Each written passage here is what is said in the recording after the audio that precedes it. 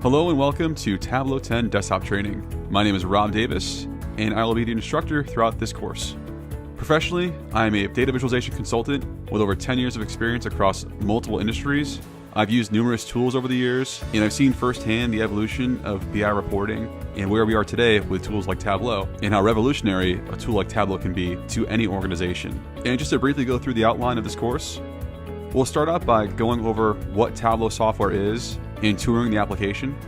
Next, we'll move on to data preparation exercises and learn how to bring data from outside of Tableau into Tableau. Next, we'll get hands-on and dive into actually creating charts within Tableau. This is where the real meat of the course lies, as you'll understand how to create tons of different types of charts within Tableau after completing this section. Next, we'll dive into consolidating all the charts that you built onto single dashboards. That way you can showcase multiple different angles of slicing and dicing your data and viewing it all on a single screen. Then we'll dive into how you manage your data. So you've already built your charts, but now we can get interactive with that data by applying filters, sorting it, creating calculations based off of the data we're already connected to. And then we'll jump on over to how we can group data within Tableau and format it to our liking.